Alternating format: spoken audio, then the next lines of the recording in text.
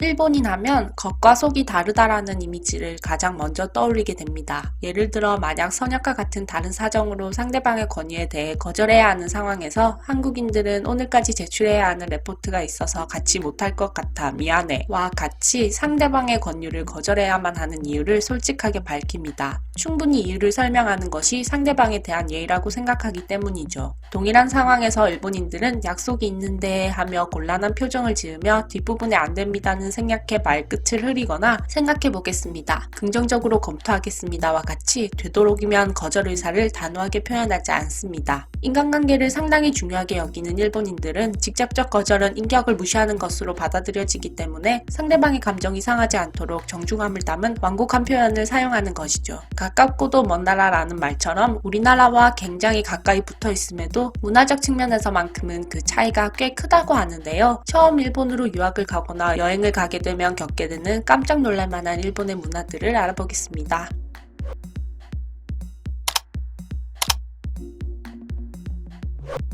일본에선 드물게 성인이 된 딸과 아빠가 함께 목욕하는 경우를 볼 수 있다고 합니다. 이는 한국에서 가장 이해하기 힘든 일본 문화 중 하나일 텐데요. 실제로 일본에서 활동 중인 아이돌 키타미 나오미는 일본의 한 프로그램에 출연해 가족과의 혼욕 사실을 밝히기도 했습니다. 아빠와 성인인 딸이 혼욕하는 것은 일본에서도 꽤 드문 일이지만 아빠가 쓴 목욕물을 딸이 쓰는 것은 전혀 드문 일이 아닙니다. 일본에서는 목욕탕에 목욕물을 갈지 않고 가족끼리 돌려 쓰는 문화가 있기 때문인데요. 간단한 샤워를 한 뒤 목욕탕에서 뜨거운 물로 피로를 녹이고 다시 그 목욕물을 남은 가족들이 다시 사용하는데 이 때문에 목욕 후에 잔여물을 걸러주는 거름망은 일본에서 필수품일 정도라고 하네요.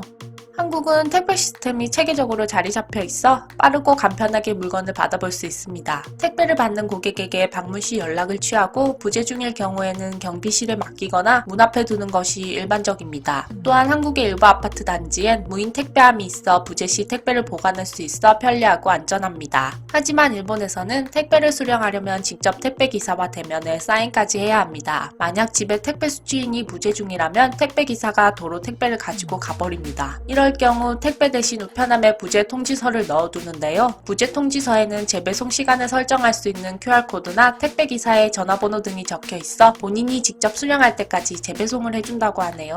일본은 흡연자에게 관대한 나라라고 합니다. 거리뿐만 아니라 식당에서도 식사 중 자유롭게 담배를 피우는 사람을 많이 볼 수 있습니다. 물론 흡연석과 금연석이 나누어져 있기는 하지만 담배 연기를 피할 수 없어 이를 감안하고 출입해야 할 정도라고 합니다. 작년 4월부터 일본에서도 실내 흡연이 전면적으로 금지되긴 하였으나 여전히 실내 흡연이 가능한 가게들이 많다고 하네요. 많은 사람들이 가장 충격을 받았다는 일본의 문화, 바로 베이글 헤드입니다. 어려 보이는 베이비 페이스와 글래머 몸매를 가진 베이글녀는 들어봤어도 베이글 헤드는 굉장히 생소한데요. 베이글 헤드는 말 그대로 빵의 종류인 베이글과 머리의 합성어입니다. 400cc의 생리식염수가 담긴 링거를 이마 피하 지방에 주입해 부풀려서 베이글 모양으로 만들어냅니다. 이마 외에도 팔이나 기타 신체 부위에 맞아 체형을 변형시키기도 하는데요. 한 번 시술하는데 2시간가량이 소요되며 16시간에서 24시간이 지나면 식염수가 자연적으로 체내에 흡수되어 다시 원래의 모습으로 돌아온다고 합니다. 이렇게 시술을 받은 뒤 식염수 파티를 열고 클럽에서 즐기기도 한다는데요. 인체에는 무해하다고 하지만 그 모습은 가히 충격 그 자체입니다. 우리가 일본의 문화를 보며 놀란 만큼 외국인들의 눈에 낯설고 특이한 한국의 문화는 어떤 게 있을지 궁금해지네요.